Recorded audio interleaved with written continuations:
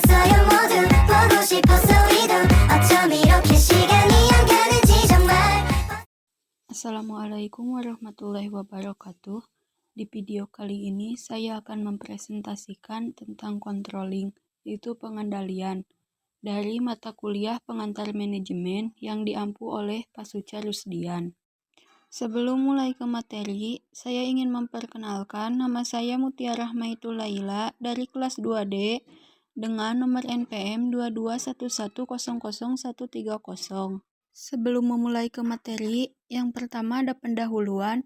Manajemen adalah suatu rangkaian aktivitas termasuk perencanaan, pengorganisasian, pemimpin, dan pengendalian yang diarahkan pada penggunaan sumber daya organisasi untuk mencapai tujuan yang telah ditetapkan secara efektif dan efisien. Fungsi manajemen terbagi menjadi 4. Ada perencanaan, pengorganisasian, pemimpin, dan pengendalian. Next, ada kendali atau controlling. Pengendalian adalah suatu di antara beberapa fungsi manajemen berupa mengadakan penilaian, bila perlu mengadakan koreksi, sehingga apa yang dilakukan bawahan dapat diarahkan ke jalan yang benar dengan tujuan yang telah digariskan semula. Ada pengertian menurut beberapa para ahli. Yang pertama menurut Henry Fayol, controlling adalah pengendalian suatu usaha terdiri dari melihat bahwa segala sesuatu yang sedang dilakukan sesuai dengan rencana yang telah diadopsi, perintah yang telah diberikan, dan prinsip-prinsip yang telah ditetapkan.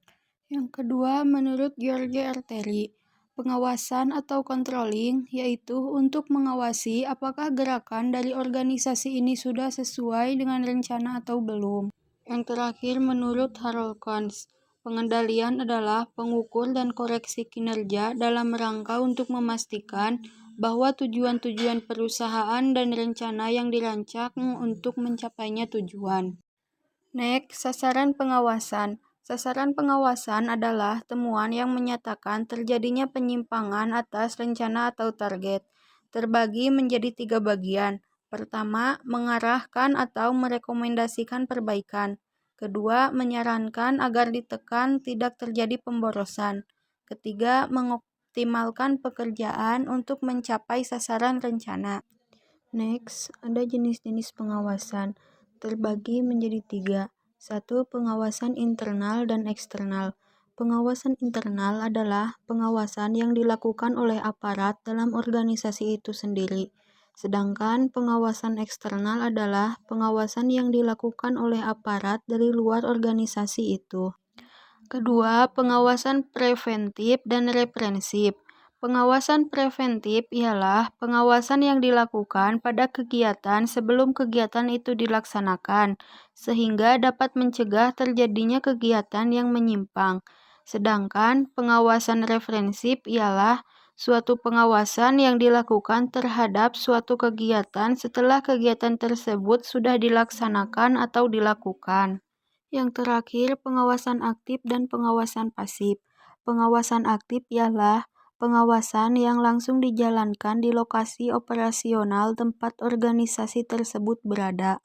Sedangkan pengawasan pasif disematkan pada tindakan pengawasan yang dilakukan dari jarak jauh. Next, tahap-tahap proses pengawasan. Pertama, tahap penetapan standar, yaitu sasaran dan target pelaksanaan yang digunakan sebagai patokan dalam PK. Kedua, tahap penentuan pengukuran pelaksanaan kegiatan, yaitu dasar atas pelaksanaan kegiatan. Ketiga, tahap pengukur pelaksanaan kegiatan, yaitu proses yang berulang-ulang atau kontinu.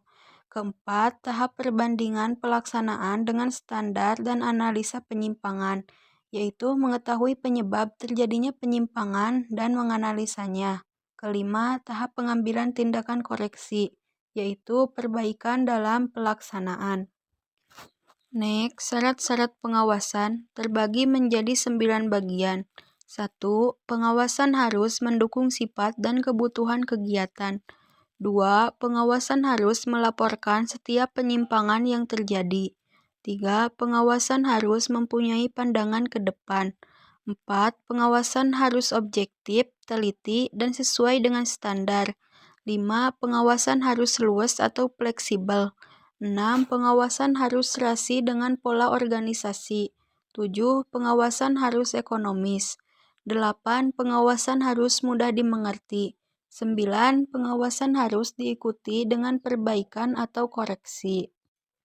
Next, prinsip pengawasan ada 7. 1. Memastikan pelaksanaan pekerjaan sesuai rencana. 2. Merefleksikan sifat-sifat kebutuhan dari aktivitas yang harus dievaluasi. 3. Segera melaporkan penyimpangan-penyimpangan. 4. Fleksibel. 5. Ekonomis. 6. Dapat dimengerti. Dan yang terakhir, tindakan korektif. Next, materi yang terakhir, manfaat pengawasan, terbagi menjadi 9 bagian. 1. Untuk memberikan ruang reguler bagi supervisi guna merenungkan isi pekerjaan. 2. Mengembangkan pemahaman dan keterampilan dalam bekerja. 3. Menerima informasi dan perspektif lain mengenai pekerjaan. 4. Untuk menjadi dukungan bagi segi pribadi ataupun pekerjaan. 5. Memastikan bahwa sebagai pribadi tidak ditinggalkan. 6. Memiliki ruang guna mengeksplorasi pribadi. 7. Merencanakan dan memanfaatkan sumber daya pribadi dan profesional yang baik. 8. Menjadi proaktif bukan reaktif. 9. Memastikan kualitas pekerjaan. 저 건물을 찾으러